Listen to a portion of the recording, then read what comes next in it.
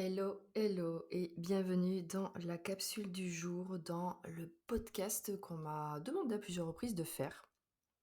Donc, écoutez, c'est le bon moment, hein, pour en parler. Alors, cette idée de podcast, je l'ai faite suite à une story que j'avais partagée sur Instagram par rapport à la mélancolie. Parce qu'il se trouve que dans, de plus en plus, dans les clients que j'ai, il y a beaucoup de personnes qui ont des énergies, ce qu'on appelle individuelles en design humain.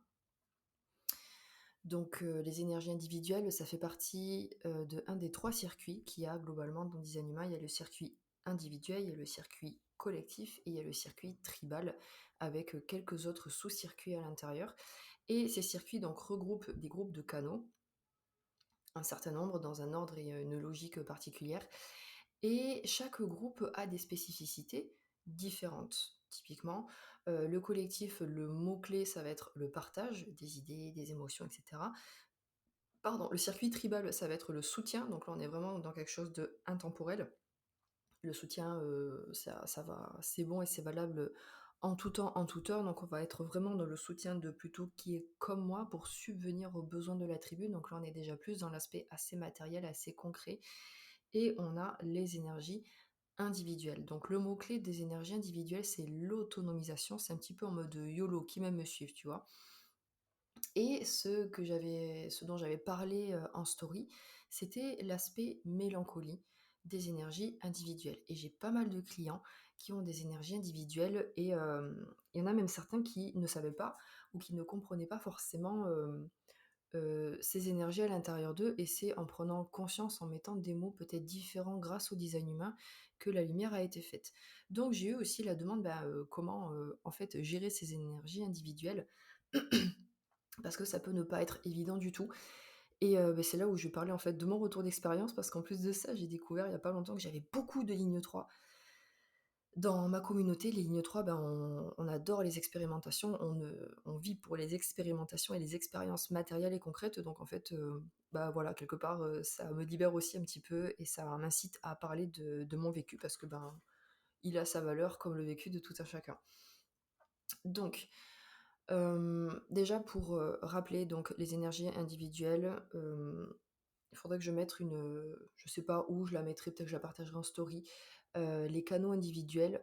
Donc ce sont des énergies d'autonomisation, ce sont des énergies qui sont connectées à ce qu'on appelle la source, tu l'appelles un peu comme que tu veux, l'univers, Dieu, Allah, Bouddha, bref, peu importe, mais il y a une connexion particulière qui n'est ni dirigée par la logique, ni par l'affectif, ni par, le mental. Ce sont des énergies qui sont incontrôlables, qui sont, ce que moi j'appelle musique connectée à notre muse intérieure, notre inspiration intérieure et qui nous tombe dessus la plupart du temps.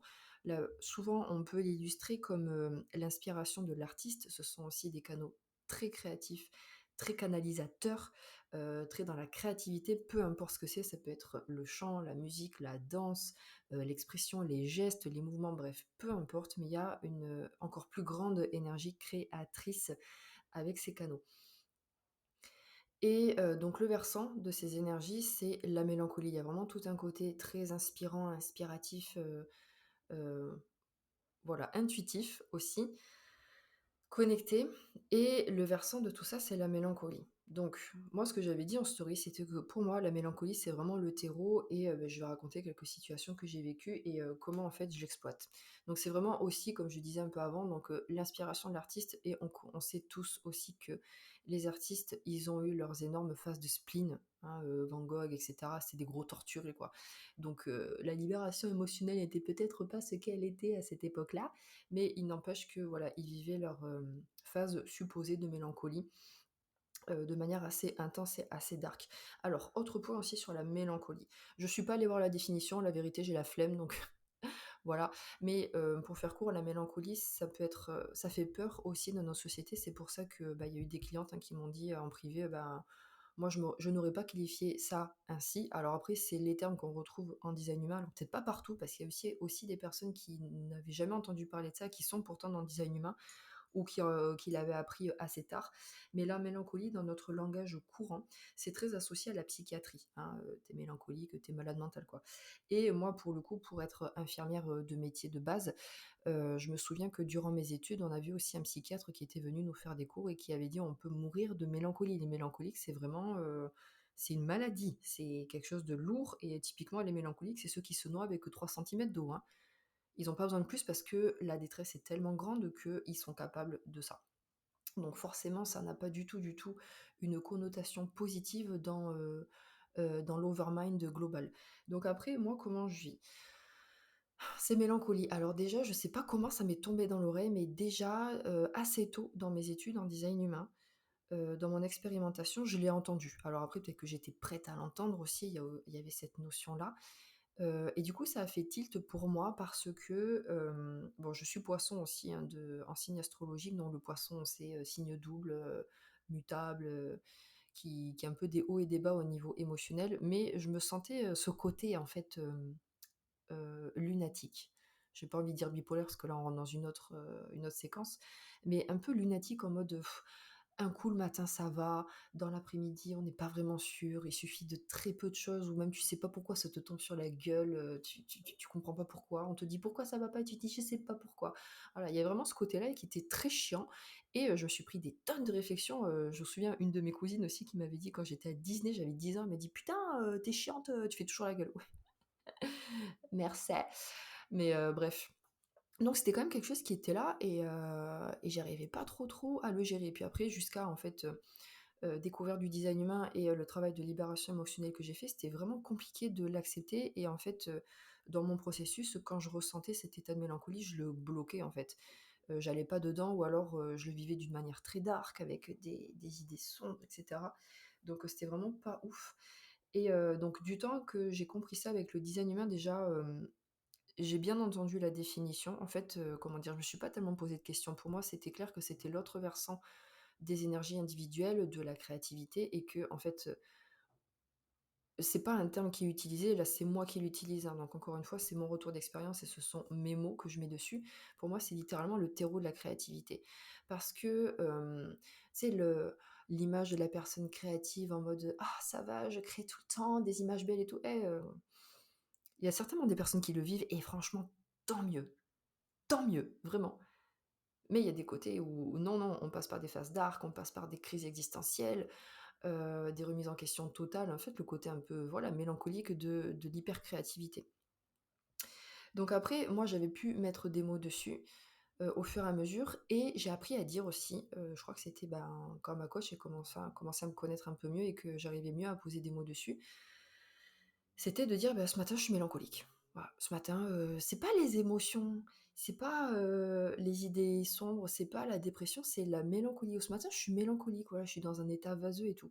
Alors après, comment le reconnaître? Je réfléchissais depuis quelques jours avant d'enregistrer ce podcast, mais c'est un peu flou et je pense que ça sera personne dépendant. C'est-à-dire que moi, quand je sens que, je suis en mélancolie, je sens que comment dire? C'est une forme de pression qui vient pas forcément de moi. J'ai pas d'éléments extérieurs, forcément, qui m'amènent de la mélancolie. C'est, pendant 3 jours, je peux être très bien et puis d'un coup, boum, voilà, vas-y, mélancolie. Je ne sais pas d'où ça vient, mais ça ne vient pas forcément de moi. Je n'ai pas forcément d'éléments extérieurs, donc je suis pas forcément sous une influence externe à moi. Hem, Au niveau émotionnel, je me sens neutre en plus, de plus en plus quand j'affine, je me sens assez neutre, mais c'est comme si toutes les cellules du corps, elles avaient besoin d'entrer dans ce down pour faire de la place. Peut-être pour libérer, peut-être pour enfin, moi je pense que c'est aussi principalement pour libérer, soit quelque chose qui va devenir créatif derrière, soit pour sortir quelque chose, un état émotionnel, une mémoire. Bon après, tu me connais si tu me suis sur Insta, je suis extrêmement dans tout ce qui est libération, de choses qui nous polluent, hein, tu vois? Donc moi c'est mon quotidien de libérer, de prendre conscience, de libérer, ou de mettre de la conscience sur mon état actuel et de me laisser aller, mais d'être dans une prise de conscience, quotidienne, vraiment de tout ce que je vis. Donc il y a vraiment quelque chose à libérer et comment dire? C'est pas forcément de tristesse, c'est vraiment comme un nuage en fait qui entoure, un peu un nuage gris sombre qui est là un peu pour appuyer, pas là où ça fait mal, mais là où c'est nécessaire de sortir des choses quoi. Qui est pas agréable, mais on sent que de toute façon, il faut y aller. Il y a une pression qui vient d'ailleurs et on sent que moi personnellement, je sens qu'il y a une impulsion qui amène dans une direction. Les énergies individuelles, ça n'est pas statique, c'est en mouvement permanent. Prenez 360 là, quand j'enregistre ce podcast, on est en août 2023, prenez le 360 qui nous a tapé la tête pendant tout l'été. Voilà les mutations qu'on s'est pris, hein. Donc c'est vraiment très mutatique, ça amène du changement, du renouveau en permanence. Donc il y a vraiment ce mouvement, OK, tu es dans ta mélancolie, on va dans une direction et souvent ça passe par une libération qui est assez régulièrement pas très agréable. Alors après c'est, moi ayant compris ça, ayant intégré ça, c'est quand je me sens dedans, presque j'essaie de rentrer à fond en fait dans cet état de mélancolie et d'être, alerte aux signes que je peux recevoir, aux influences, aux idées qui ressortent, là pour reprendre qu'une, énorme phase, là entre mélancolique et émotionnelle, j'avoue que je sais pas trop. Je pense que c'était un peu les 2 et qu'il y avait vraiment quelque chose, qui avait besoin de sortir. C'était vraiment le 8 août 2023, jour du portail là. Heu, déjà le matin, je me suis levée pas très bien. J'étais sur mon lieu de travail, en plus j'étais pas très bien, c'était pas ouf et qu'est-ce qu'il y avait eu? Et en fait, je sentais comme une énorme bulle d'émotions, une énorme bulle de mémoire d'émotions qui ressortait, mais alors un truc vraiment dark, hein, que j'avais depuis l'adolescence, qui peut-être n'avait pas été, suffisamment, guéri, libéré, que sais-je. Et j'ai vraiment en fait senti ce jour-là que, ça servait à rien de lutter. Bon, de toute façon, si j'avais lutté et renfoncé tout ça, ça aurait été, je pense, bien pire. Ça se serait stagné je ne sais où. Et là, en fait, il y a vraiment eu cette bulle qui m'a complètement envahie, mais vraiment, je me suis pas sentie bien, mais vraiment pas bien du tout, du tout. Justement, je me suis dit: «Je suis dans une phase où ça va pas. Si je commence à appeler plein de gens, ça va prendre de l'ampleur». Donc j'ai laissé passer la vague. Maintenant, je commence à m'appréhender un peu, mais la violence, voilà la violence, vraiment des souvenirs, des trucs là qui sont ressortis. Et donc je me suis plongée à fond dedans. J'ai eu peur, hein, en fait. J'ai eu peur, j'ai revécu des trucs que j'ai vécus durant mon adolescence, principalement liés au rejet, des idées vraiment très sombres et cetera, parce que j'ai été rejetée 3 fois entre le collège et le lycée, par tout le collège et tout le lycée à chaque fois. Donc c'est vraiment ressorti bien dark et le soir même, ça allait mieux et c'est là que, j'avais posté en story, il y a des gens qui ont ressenti, l'impulsion entre le 360, le 8 août et tout et là, j'ai eu un blinde de réponses, en privé, sur le sondage que j'avais fait comme quoi les personnes, elles avaient ressenti ça. Donc déjà de une, il peut y avoir des mélancolies qui sont individuelles à nous, qu'on a besoin de vivre dans notre espace et ensuite qui sont aussi un peu dans le collectif. Parce que là, on est en plein, transit 360, le portail, je sais pas ce qu'il a amené, bref, je suis pas allée chercher, j'avais pas envie. Mais on vit aussi des fois des mélancolies un peu, collectives, OK? C'est un peu l'ambiance du moment. Mais de cet espace de mélancolie là que j'ai, ressenti en fait, il y a pas si longtemps, c'était comme si littéralement cette bulle d'émotion, elle était ressortie, j'ai senti un peu au niveau des poumons, que c'était et après basta, c'est retombé. Ça a mis quelques heures à redescendre, mais c'est retombé et là, mon cerveau était plus clair, hem, mon corps était plus en phase, et c'est parti. Il y avait encore un peu cette nervosité parce que moi c'est une mélancolie plutôt émotionnelle et je vais la développer après. Il y avait encore un peu de nervosité, mais le gros était passé et c'est comme si le corps avait compris l'enseignement qu'il y avait. Donc en fait, pour moi, derrière la mélancolie, de ce que je vis moi, je trouve qu'il y a un enseignement ou une créativité qui doit sortir ou un enseignement qui a besoin de sortir. Soit une émotion qui était là et le corps en fait évacue à sa manière, il se sert un peu des transits autour de lui pour évacuer à sa manière, soit des émotions qui sont là, qui sont restées depuis longtemps. Et quand je parle de mélancolie individuelle, alors, les canaux individuels, c'est la plupart du temps, quand vous regardez les schémas, les canaux qui sont au milieu, OK? On a le 61-24, 43-23, un 8, 2-14, 3-60, 38-28, 20-57, 20-57, which one? 12-22, 39-55. Je suis tellement fascinée des canaux individuels que je m'en souviens trop bien. Donc tous ces canaux, quand vous regarderez les schémas, ils sont au milieu. De chaque côté, souvent c'est le collectif ou le tribal. Bon, le tribal il est un peu à part, mais autour de chaque canal individuel, c'est du canal collectif. Ils sont au milieu. Moi, j'ai la porte 22. Ma porte 22, c'est mon soleil conscient, j'en parle de temps en temps. C'est donc elle fait partie du canal 12-22 qui est un canal manifesteur et la porte 22 donc est une porte qui est dans le plexus solaire. OK? Donc là, c'est mon interprétation, je pense que ça pourrait se retrouver en design humain, mais là, c'est mon interprétation donc encore une fois, je n'ai pas la science infuse et c'est mon retour d'expérience.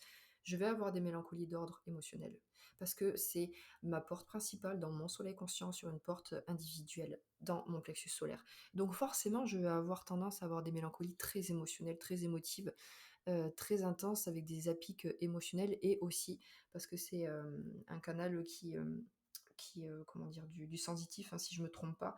C'est vraiment un canal où on peut ne pas deviner, qui porte un masque en fait, un masque social pour ne pas blesser les autres et ce canal quand il est activé en entier, on peut, donner l'impression enfin il peut donner l'impression qu'il se passe rien alors qu'en fait ça bout à l'intérieur, sauf que ce sont des émotions très individuelles, donc très par à pic, très imprévisibles et qui, comment dire?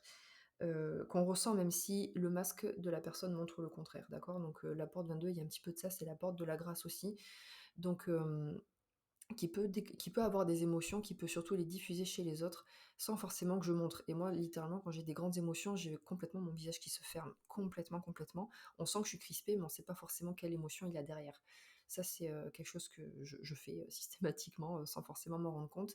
Donc je vais avoir des mélancolies plutôt émotionnelles. Donc après, c'est à vous de voir dans quel, centre est activé votre potentiel individuel. Alors tout le monde n'aura pas non plus des potentiels individuels dans les croix d'incarnation, parce que là je parle de la croix d'incarnation, mais par exemple récemment j'ai aussi une cliente qui a eu le 23-43 dans sa croix d'incarnation. Donc là ce seront plutôt, logiquement parlant, des mélancolies d'ordre mental, d'ordre des anxiétés. Qui seront plutôt, ouais, voilà, dirigées vers les anxiétés, l'hyperproduction mentale, l'hyperactivité mentale. Moi, ce sera, l'hypernervosité émotionnelle et littéralement, en fait, quand je suis pleine d'émotions, je tremble. Surtout quand je ressens du stress, mais plutôt, enfin, quand j'ai des émotions, je tremble. Donc donc voilà, ce sera à vous de voir. Après, ça pourrait être, pour le 28-38 ou de la pression à faire, vraiment pressurisée à faire absolument là maintenant, ou liée à des peurs, des mélancolies très liées aux peurs. Enfin voilà, c'est un petit peu centre dépendant, du moins à observer de votre part et voir comment ça résonne. Moi, en tous les cas, je constate que de toute façon, c'est très lié aux émotions et ça fait sens parce que ma 22, dans mon soleil conscient, je peux pas trop y couper. Donc après, comment je vis concrètement, donc j'ai un peu évoqué, c'est j'essaye de pas lutter, j'essaye de reconnaître et de dire en fait verbalement en tant que manifesteur: «OK, je me sens en mélancolie aujourd'hui, je sais que ça va passer» et plus ça va, moins c'est désagréable. Parce que je sais que, déjà toute mélancolie passe, toute phase émotionnelle passe, hein, pour, les émotionnels qui écouteront, déjà toutes les émotions passent, toutes les mélancolies passent et que, il va ressortir quelque chose. Encore plus, j'ai l'impression que certaines vagues émotionnelles pour, les émos. Mais la mélancolie, il y a vraiment un enseignement de mutation derrière. La clarté émotionnelle, elle nous sert pour prendre nos décisions. Il y a forcément un enseignement derrière. Mais j'ai l'impression que les mélancolies, elles amènent quelque chose de plus sage, de plus dans l'enseignement, dans la mutation. J'ai l'impression. Pas forcément pour toutes, mais globalement, j'ai l'impression. Et bah, en fait, j'ai décidé de changer ma perception par rapport à la mélancolie, mais en fait, quand je l'ai lu, ça m'a fait tilt direct et j'étais peut-être prête à recevoir l'information comme d'hab, comme j'ai dit un peu avant. Mais surtout, en fait, ça m'a fait du bien. Ça m'a fait du bien de le voir autrement et en fait, je crois que quand j'ai découvert ça, j'étais là: «Ah! Bah, trop bien!» Trop bien, en fait. Trop bien parce que, je pense qu'en tant qu'individuel, bon, j'ai qu'un canal individuel, mais j'ai pas mal d'énergie individuelle. Tous les individuels qui se connaissent ont peut-être du mal à mettre des mots dessus. Alors après, finalement, on met un peu les mots qu'on veut. Les termes utilisés en design humain, c'est mélancolie.